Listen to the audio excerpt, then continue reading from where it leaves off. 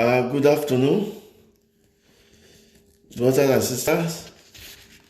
I thank God for today, that today is another day, the day of joy. Even though there's a lot of things going on now,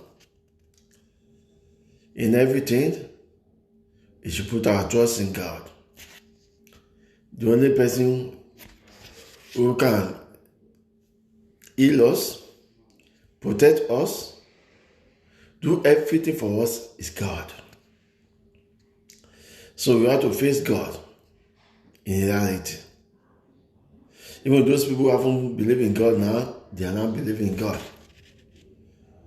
So I'm Moses Olanipekun. Today I'll be talking about do you have eternal life? Do you have eternal life? That's what I'll be talking about. And I'm going to be going through the Bible and see what we mean by that. Eternal life. Do you have eternal life? Some people might be asking me, what do you mean by do you have eternal life? Well, everything is in the scripture. If you look and share the Bible throughout the scripture, then we see what I mean by that. But every question I brought like this is because people have been sending it to me to ask that question and to treat it. So the title, the one that do you have eternal life, that we're going through the Bible to see what I mean by that. The Bible presents a clear path to eternal life. So the Bible presents a clear path to eternal life. First, we must recognize that we have sinned against God. Once we recognize that we have sinned against God, it's the first thing to be done. Now, in the book of Romans, chapter 3, verse 23, it said, "For all have sinned and have fallen short of the glory of God." For all have sinned and they have fallen short in the glory of God. That's Romans chapter 3, verse 23. We have all done things that are displeasing to God. All of us. Whether pastor, whether they're GO, whether they're anything, Archbishop, all of us have done things that are displeasing to God, which make us deserving of punishment. Since our sin are ultimately against an eternal God, and only an eternal punishment is sufficient. Okay? Because God is eternal God. We have sinned against Him. So the one we have is eternal punishment. Let's see what God did do as remedy for us. In the Romans chapter 6, verse 23, it says, "The wages of sin is death, but the gift of God is eternal life through Jesus Christ our Lord." You see? The wages of that sin we have committed is death. But the gift of God is eternal life through Jesus Christ our Lord. So, once we have asked for forgiveness of sin, then we accept Jesus Christ our Lord and Savior, then Jesus Christ is our advocate, who through Him we then have eternal life. Now, however, Jesus Christ, the sinless, 1 Peter chapter 2, verse 22, eternal Son of God became a man. You see, eternal sons of God now became a man. Because he is the eternal Son of God, then that he became a man, this is time for us to go to him. Because we know that without us, God can do anything he wants to do. That's why he said, Moses, he said, the Israelites are mentioned of, leave that place. I will clear them up. I will start another race from you. Moses said, God, if you do that one, they will think you are not able to save us. And he wanted to that because of that, God just stopped the action. So without us, God is still God. Without God, we are nothing. Nothing at all. Nothing. So we have to be very, very careful and dead to pay our penalty. So the Jesus Christ died for us. He used that one to pay for the penalty of our sins. And this is time for us to come back to him. It's time to come back to God. Wherever you may be, there's no shortcut about it. It is the time for all of us to come back to God. So with all this coronavirus that's going everywhere, we cannot do anything about it. Only God. We only need God to do that thing, to make it right. We only need God to do that one. We only need God. God is the only solution that you can do that. It's God is the only solution to it. God is the only solution to everything we are doing. Apart from that, God demonstrates his love for us in this. While we were still sinners, Christ died for us. That's Romans chapter 5, verse 8. While we are still sinners, Jesus died for us. We are just talking about, do you have eternal life? That was the question sent to me by someone, so now I'm trying to treat it. And the only way to have eternal life is to accept Jesus Christ as your Lord and Savior and confess your sin. And go back to him that who has paid with his wages of sin is dead. And that Jesus Christ died for us in order to take that wages away. Glory to God Almighty. In John chapter 19, verse 31 to 42. What is that? Jesus Christ died on the cross for us, taking the punishment that we deserve. So the punishment that all of us deserve, he has taken that punishment. That's what you can see when they are even beating me on the street, putting me on shame, dragging you with the cross. That's more than enough for the sin you have not even committed at all. Let us appreciate our God. Let us worship him. He deserves all the glory, honor, and adoration. It's God. 3 days later, he rose from the dead. 1 Corinthians chapter 15, verse 1 to 4. 3 days later, he rose again from the dead. Had it been he had not risen, then there is problem. There won't be any salvation at all. But 3 days later, he rose again from the dead. That's when he was telling them that this temple, put it down. The third day, he will stand again. But they don't understand him. He's talking Proverbs, he's talking about himself.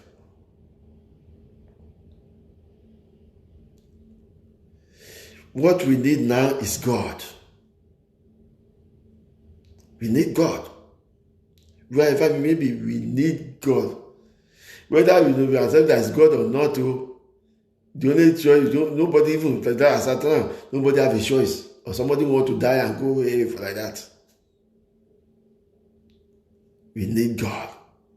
The China that don't even listen to Bible to claim the persecute the Christians, there are people even fighting for Bible now. We need God.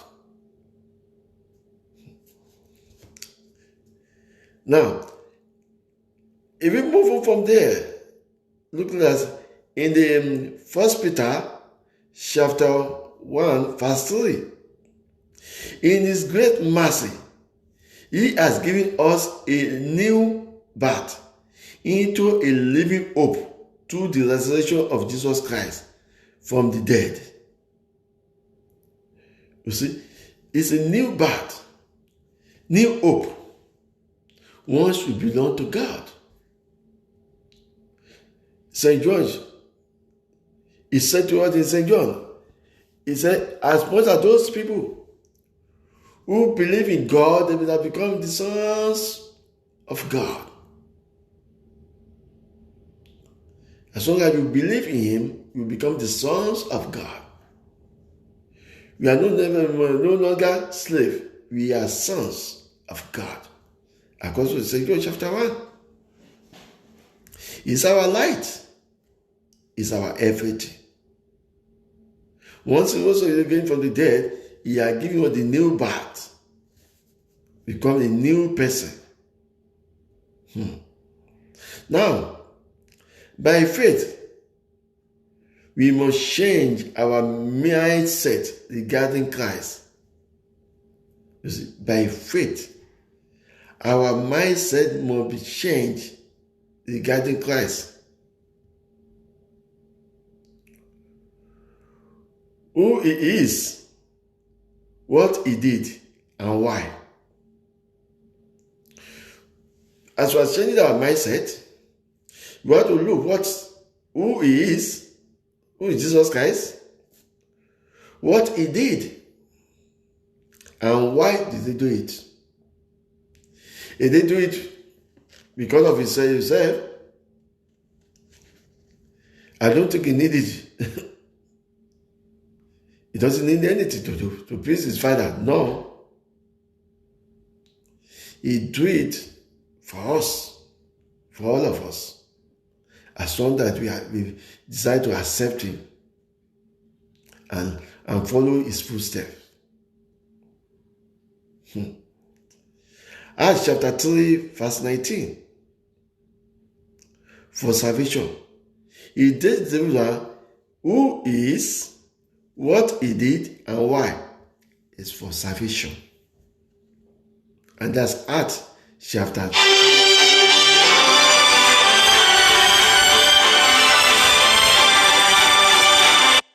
Acts chapter 3, verse 19. So therefore, Acts chapter 3, verse 19.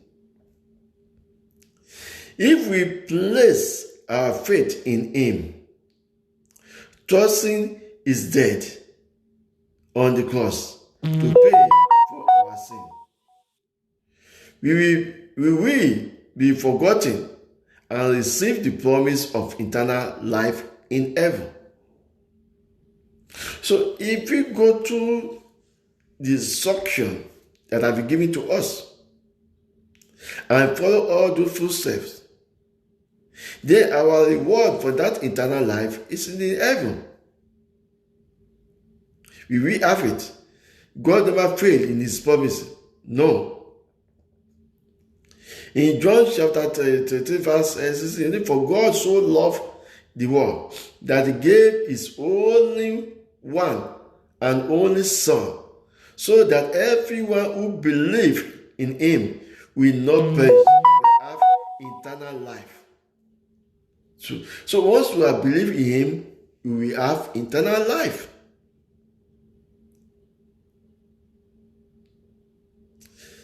Now, if you confess with your mouth Jesus is Lord, and believe in your heart that God raised him from the dead, you will be saved. Romans 10 verse 9. You will be saved. Faith alone in the finishing work of Christ on the cross is the only true path to eternal life. When you look at the way he finished his work, faith is the truth one. When you have faith, that carry a lot of things. In the book of Ephesians, chapter 2, verse 8 to 9. Book of Ephesians, chapter 2, verse 8 to 9. For it is by grace you have been saved through faith, and this is not of yourself. It is the gift of God, not by work, so that no one can boast. Wow. No one can boast about it. It is the faith. It is the grace given to us. It's not that I know how to do it. Oh, I'm a pastor, I'm a prophet, I'm a Jew. Lie. Anybody saying something like that, you should know that it doesn't belong to God.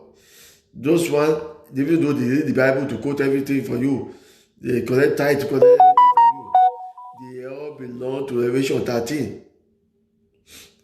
That Satan with his own pastors. We all read the same Bible, unfortunately. So you can't know, they do miracle, they cajole you, they are advocates, they are speakers. When you are taught, you keep on clapping and clapping and clapping. Phew. Vanity. You say something on their tongue to gain you to their side. Even when that person is doing something that's negative in your face, you will still be passing for your head on it. So you are no more yourself. Your spiritual life is dead.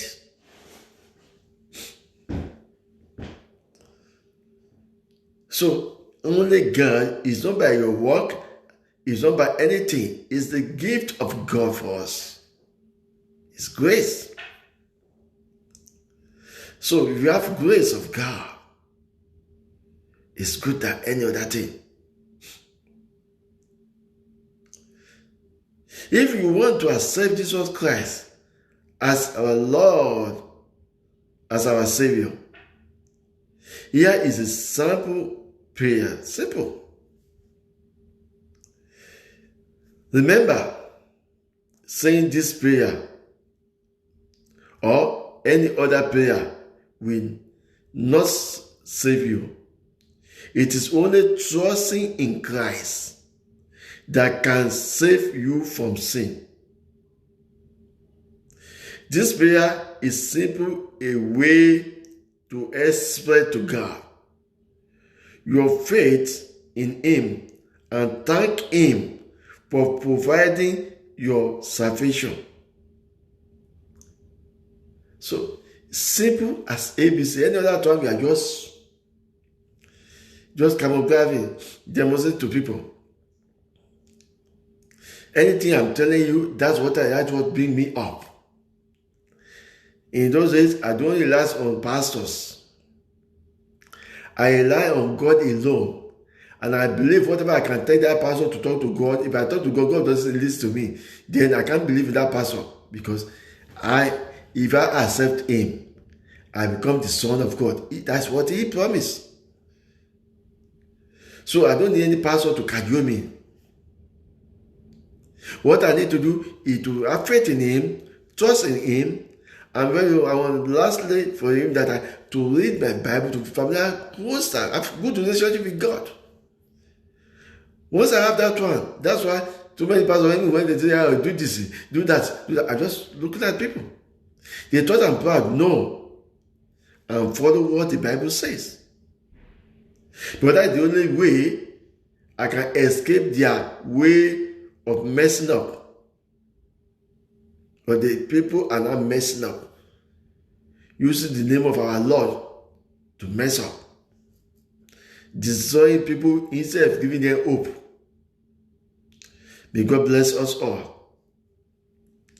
Now, what the prayer says, the only trusting in Christ that can save you from sin.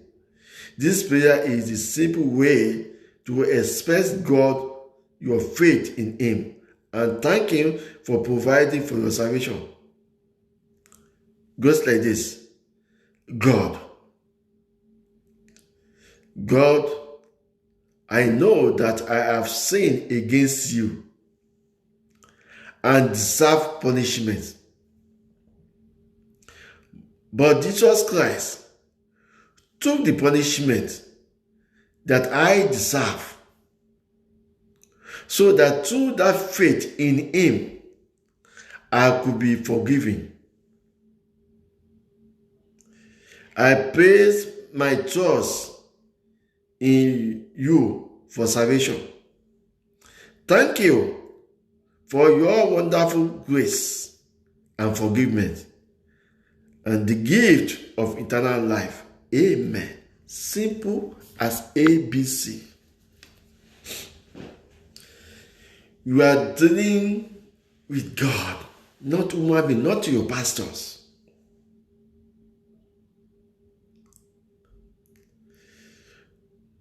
So that's why so many people are saying, oh, when I'm just ordering a brother in the church, this guy is proud. When they mention this one, anything you mention, I look at God, I go back to God. God, what's going on? Is this right? What did God say is not right? When you say, come on, that day, I said, don't look at me as somebody that's bad or disobeying me like this. No, I just cut off that day. I find an emergency, I'm not coming. I'm not coming. So many things like that in the big churches who have names. One day I was with one person there, he's just messing up, touching all the baby pastors, talking like the woman, he's making all this. Out of the whole church, I separated myself. I said no. And twice have I done that one in a very big congregation. Say no, doing that to the couple, this and that. And God said no. This woman is not clean. It's good for you to have a Holy Spirit. When you have Holy Spirit, you can do yanga. You know what we call yanga in Nigeria? Do shaka because God will have revealed to you. When God revealed to you what's going on. So before anybody messes with you, just look at them. If you have already looked at 400 against one, and in that conclusion that day, we are not up to 400. We might be 300 or something, we are not up to 400. But I just stand out of the whole church. Twice have I done that. And later on, they found out that woman was there and they didn't ban the woman. And there's another person like that. The man, he was putting hand on their head. I said, no, this one, your hand cannot touch my head. You are not clean enough. No. You're supposed to lay down for me to pray for you, not you praying for me. Because that hand have already been satanic word. And the pastor have invited them to come and preach, to come and do miracle in the church. You see, when people are coming to the church to receive salvation, to receive healing, they are taking another thing back home. When the pastors himself, spiritual eyes is not open, it's a big problem. But when you are closer to God, if you are closer to God, then there's no problem. Because God himself, he will direct you. Don't need any other third party than to stay with God. If you make a decision for Christ because of what you have read here, if you make a decision for Christ, make a decision today before it's too late. The time is now to go back to God. If you are backslide, thinking that you are asking God for one thing before and it's not happening, please, brothers and sisters, go back to God.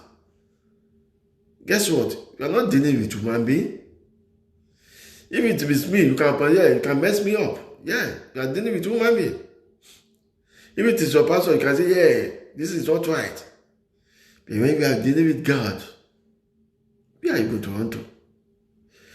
This is going to be your advocate, or your solicitor, or lawyer, or attorney general. So we need God, whether we like it or not. My brothers and sisters, that is the way. If some of us have missed what since I said, go back to Facebook, if it's there, on YouTube. Just type Moses Olanipepo and you will see it there and watch it again. For some of us who are in one trouble, another, I pray that God will heal us out of this coronavirus.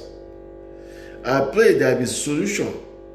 God will use us as a sample for others to believe in Him. Because there's something that sometimes God will decide to, okay, this person passed through this fire. Because in Isaiah 43, God said, you are my children, I know you by name. If you pass through the fire will not burn you. If you pass through the water will never overflow you.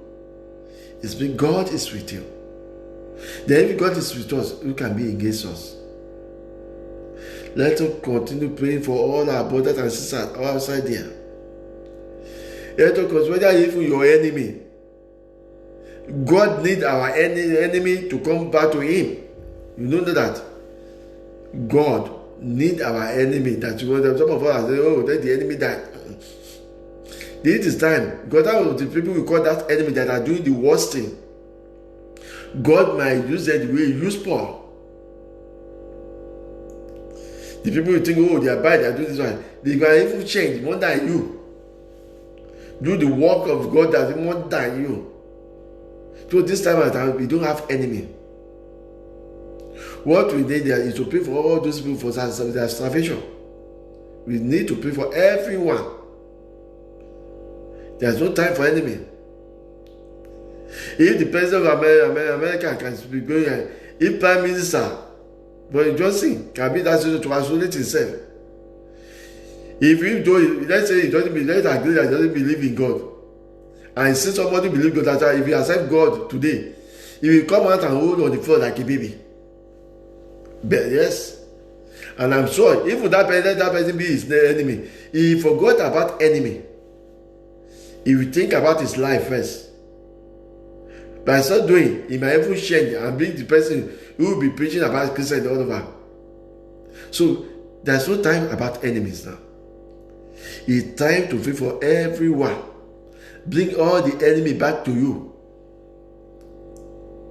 He said, if the way of a man pleases God, he will allow his enemy to be at peace with him. So if you are doing the right thing, just talk to God. The same enemy will come back to you. I remember Joseph when David was sent up to his son, he went away. There was a guy at the gate when you are about to leave Jerusalem. They throw something to the king. The king have the entourage who have all those weapons. They want to go and attack this man. David said, no. That is the Lord doing. Don't touch him. God allow him to do what he's doing. Those people that are following the guide, following David, believe that, this one is part of the enemy. Let's kill him. He said, no.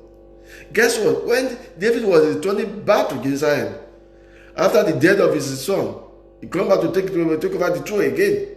The same man who told something against him was the same person who welcomed him with dancing, prostrating on the floor, producing his mouth on the floor. And David said, didn't I tell you that it's good for God to open our eyes? If you have killed him that time, God won't allow me to return back to Jerusalem. Now that you leave him, because God intentionally let that one happen. The same God touched him to come and welcome him. This time around, brothers and sisters, we don't have enemy. Pray for everyone. May God bless you all and remain blessed. Thank you for listening. Jesus Christ, I pray. Amen.